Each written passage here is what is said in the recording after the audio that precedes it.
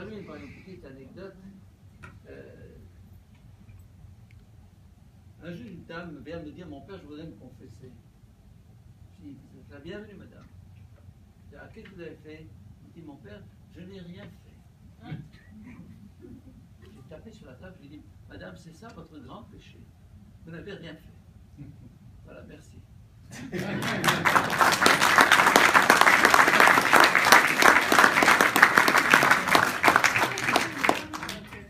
Merci Pierre pour cette conférence. Avant de vous laisser retourner, récupérer vos pièces d'identité et reprendre vos occupations, il y a une question en suspens qui m'a été posée tout à l'heure, à laquelle je ne vais pas me définir.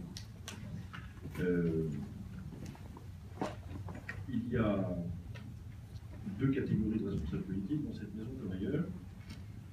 Ceux qui considèrent que la France a vocation à devenir un pays multiculturel et ceux qui ne le considèrent pas. Je fais partie de la deuxième catégorie.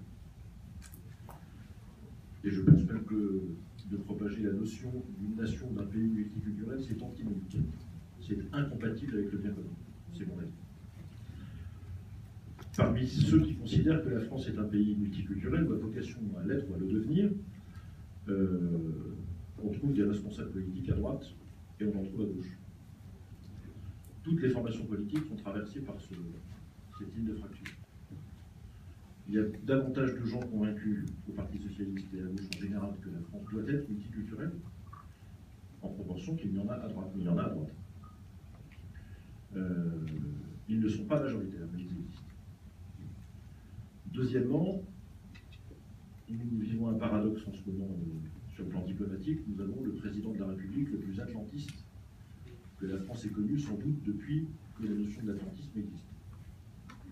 Plus aligné systématiquement, sans rien demander, sur les positions américaines que François Hollande ne l'est, on ne trouve pas. Peut-être même pas le secrétaire d'État américain. Il discute sans doute davantage avec Barack Obama que le président de la République française lui-même, probablement. Surtout quand on connaît les débats internes qu'il peut y avoir dans l'administration américaine. Cet atlantisme n'est pas une invention de la gauche française. D'autres présidents de la République précédemment ont eu des attitudes extrêmement labiles à l'égard des États-Unis d'Amérique. Et beaucoup trop. Et moi qui ne suis pas né dans le gaullisme et qui n'a jamais fait partie d'un parti gaulliste, je me reconnais assez bien dans la posture qui était celle du général de Gaulle, qui consistait à dire « je parle autant avec Washington qu'avec Moscou, et la grandeur de la France, c'est ça ». Il y a aujourd'hui des élus de droite dans cette maison qui se réunissent le mardi matin en réunion de groupe, toutes les semaines, qui considèrent qu'il faut continuer d'être davantage amis des Américains que des Russes. Il commence à y en avoir quelques-uns qui considèrent l'inverse. Je fais aussi partie de la deuxième catégorie. Enfin, l'immense majorité des parlementaires ici ne savent pas ce que c'est que l'islam. Ne comprennent pas ce que c'est, ne comprennent pas comment il fonctionne, et projettent sur l'islam des catégories qui sont des catégories politiques ou religieuses, chrétiennes ou occidentales. D'ailleurs, chrétien occidental en l'espèce, c'est la même chose. Et évidemment, ça rend incapable de comprendre comment cette religion fonctionne, que ce soit d'ailleurs dans son versant ou dans sa version modérée, si j'ose dire, ou dans sa version plus radicale.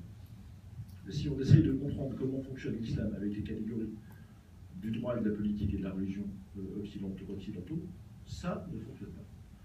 Donc il l'appréhende comme quelque chose qui relève d'un mode d'expression garanti par la Déclaration universelle des droits de l'homme, c'est-à-dire, et d'ailleurs par aussi le Concile Vatican II sur la liberté religieuse, c'est pas un détail, et donc il ne l'interprète entre guillemets que comme ça. À l'évidence, je n'ai rien contre le Concile Vatican II, je suis, comme j'ai l'habitude de le dire, catholique, romain, apostolique et français, donc gaulois et anticlérical, que les deux pères présents ici me pardonnent, enfin c'est comme ça. Je n'ai rien contre la liberté religieuse, à partir du moment où l'expression de la liberté religieuse ne met pas en danger l'existence d'autrui. Je ne dis pas que la liberté de chacun s'arrête là où commence celle d'autrui, je ne crois pas dans cette formule du tout. Je pense qu'il y a des libertés, des expressions de liberté qui sont orientées au bien commun et d'autres qui sont orientées à la destruction du bien commun. Les premières ont parfaitement le droit de citer dans le cadre de la liberté religieuse, les deuxièmes, non. Elles relèvent soit du droit public, soit du droit commun, soit de la sanction religieuse, le cas échéant.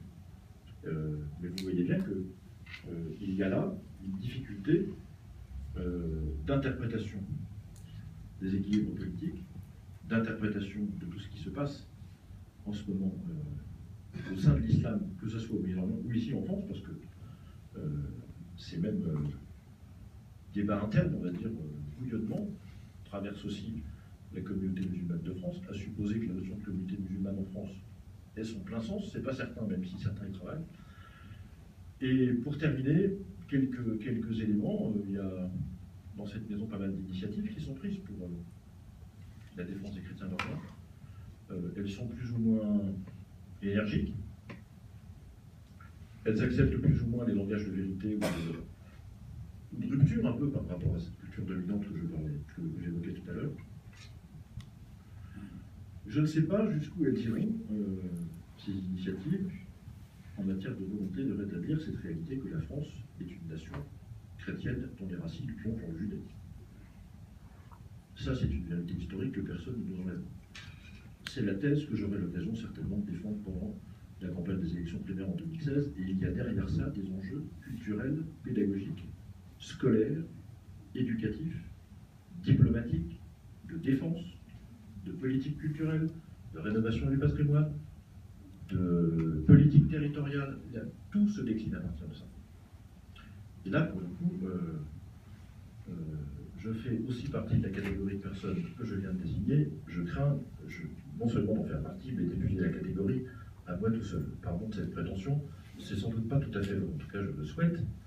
Mais quand je regarde autour de moi pour compter ceux qui voient la France comme ça, là, je constate pour le coup que vous avez raison sur le point que nous ne sommes pas très nombreux. Je suis en réalité pas tout à fait tout seul, parce que il y a quand même des collègues qui voient les choses comme moi. Mon collègue Yannick Moreau, qui était là à l'instant, partage cette vision, mais ça n'est pas, je suis au regret de le dire, une vision politiquement très répandue et très partagée dans les formations politiques qui sont les nôtres. Toutefois, je ne saurais terminer sans remercier le président Christian Jacob du groupe UMP qui a bien voulu, connaissant parfaitement le sujet de la conférence de cet après-midi, l'identité de son animateur principal, mettre cette salle à notre disposition, comme quoi vous voyez, tous les espoirs sont permis. Merci de votre visite et de votre présence et de votre écoute, et à très bientôt.